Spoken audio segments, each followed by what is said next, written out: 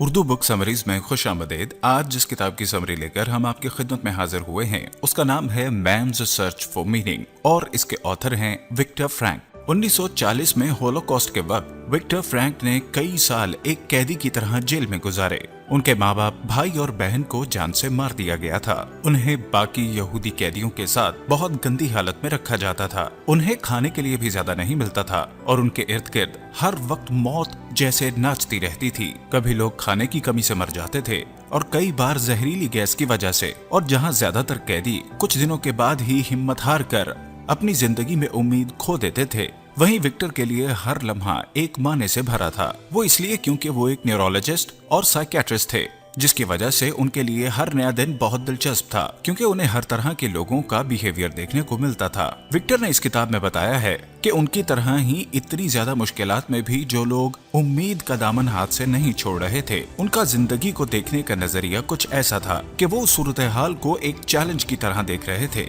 जिसका उन्हें मुकाबला करना था। कंसंट्रेशन कैंप्स के अंदर हर मुश्किल कैदियों से हार मनवाने के लिए काफी थी। हर इंसान से उसके सारे ख्वाब छीन लिए जाते थे और जो चीज उनके पास बचती थी वो थी हर इंसान की ये चूज करने की एबिलिटी कि वो इस सूरत हाल में कैसा बर्ताव करता है। स्टॉगस भी इस बारे में यही कहता है कि जीने का मतलब है मुश्किलात का सामना करना और सफरिंग यानी मुश्किलात में डटे रहने का मतलब है कि आप अपनी मुश्किलात में कोई न कोई मतलब तलाश करें। अगर जिंदगी में कोई मकसद है तो हमारे मरने और हमारी जिंदगी में आने वाली मुश्किलात में भी कोई न कोई मकसद जरूर होगा। लेकिन कोई भी शख्स किसी दूसरे इंसान को यह नहीं बता सकता कि ये मकसद क्या है, क्योंकि हर इंसान की जिंदगी का मकसद मुख्तलिफ होता है। उस इंसान का काम है इस मकसद को ढूंढना और इससे जुड़ी जिम्मेदारियों को उठाना।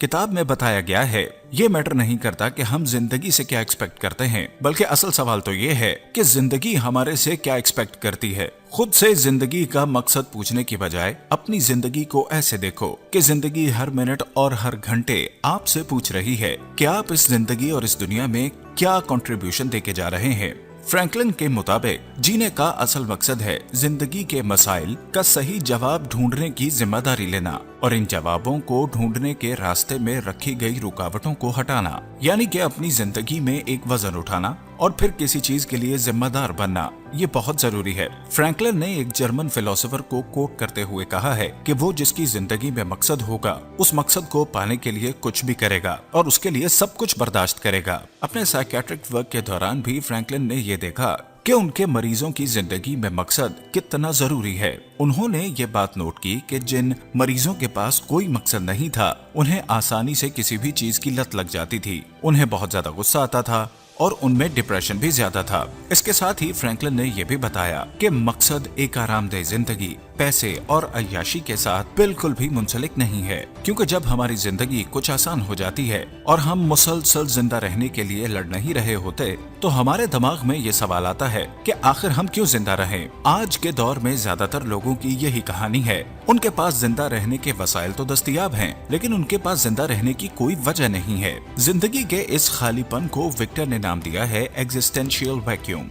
और जो लोग इस खालीपन के शिकार बनते हैं उनमें 3 निशानियां देखी जा सकती हैं, यानी कि डिप्रेशन, गुस्सा या फिर किसी चीज की लत में मुब्तला हो जाना। लोगों के अंदर ये अलामत देखने के बाद फ्रैंकलिन ने एक नई थ्योरी को जन्म दिया जिसे उन्होंने नाम दिया लोगोथेरेपी, जिसका असल मतलब है मकसद के जरिए इलाज। ये थेरेपी एक गाइड की तरह लोगों को उनका मकसद और उनकी जिंदगी का मानी ढूंढने में मदद फराहम करती है। फ्रैंकलिन के मुताबिक हम अपनी जिंदगी में 3 अलग तरीकों से माने को ढूंढ सकते हैं। पहला तरीका है कुछ काम करना या फिर किसी मकसद को हासिल करना, क्योंकि जिस इंसान की जिंदगी में कोई खास मकसद नहीं होता वो अपनी पूरी जिंदगी को बगैर किसी मकसद के भटकते हुए जाया कर देता है।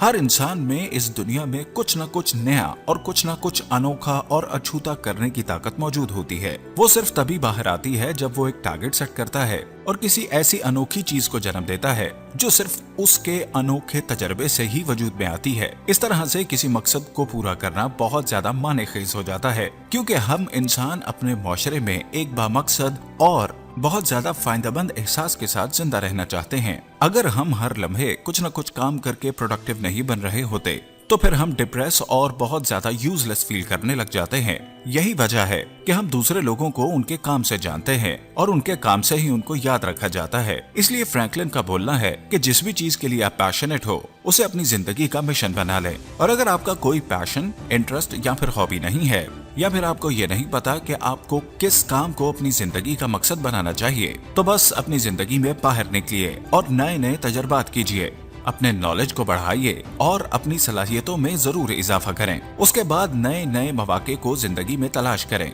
जो आपके तजर्बात, आपके नॉलेज और आपकी इन सलाहियतों का फायदा उठा सकें। जब आपको ये लगे कि आप अपनी पूरी जिंदगी उस काम को हासिल करने के लिए गुजार रहे हो जिसके लिए आप पैदा हुए थे, तब आपको अपनी जिंदगी बहुत ज्यादा बामाने लगेगी। दूसरा तरीका है अच्छे ताल्लुकात कायम करना।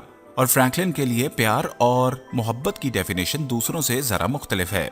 उनके मुताबिक प्यार का मतलब सिर्फ प्यार करने वाली फीलिंग नहीं होती, बल्कि असल प्यार है दूसरों के पोटेंशियल को रिकॉग्नाइज करना और उन्हें उनके हाईएस्ट पोटेंशियल तक पहुंचने में मदद करना। जैसे कि अपने बच्चों के लिए नए नए मौके तलाश करना, अपने छोटे बहन भाइयों को जिंदगी के बारे में समझाना और अपने दोस्तों को बुरे वक्त में सपोर्ट करना, या फिर अपनी टीम में अपने से जूनियर लोगों को सही तरीके से रहनुमाई फराहम करना ताकि वो इस जिंदगी को अच्छे तरीके से गुजारने के लिए हिम्मत इकट्ठी कर पाएं। यही प्यार है। अगर आप एक दूसरे के लेवल को ऊपर नहीं उठा रहे तो फिर वो प्यार नहीं, सिर्फ एक ट्रांजैक्शन है। और अच्छे और हकीकी रिलेशनशिप्स हमारी जिंदगी की क्वालिटी और हमारी काम करने की इस्तेदाद को बेहतर बनाते हैं। ये एक ऐसा अकेला रास्ता है जो हमें दूसरे इंसानों के सबसे गहरे रिश्तों को समझने में मदद देता है। कोई भी शख्स किसी दूसरे शख्स की नेचर से मुकम्मल तौर पर आगाह नहीं हो सकता जब तक कि वो उससे प्यार ना करे।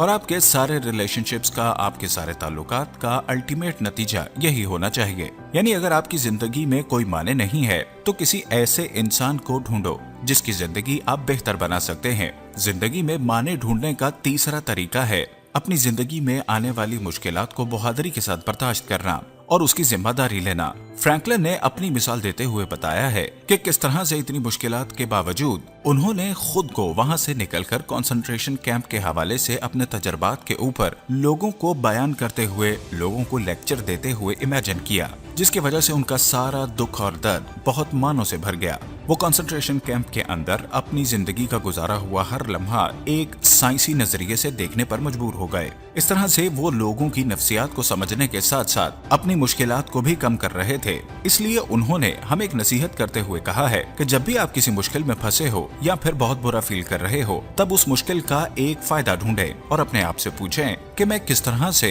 अपनी जिंदगी की इस मुश्किल को फायदेमंद बना सकता हूँ। उम्मीद करते हैं कि आज की इस बुक से आपको बहुत अहम बातें सीखने को मिली होंगी। ऐसे ही मजीद बुक समरीज को सुनते रहने के लिए हमारे चैनल को सब्सक्राइब करना और इसे अपने दोस्त अहबाब के साथ शेयर करना हरगिज मत भूलिएगा।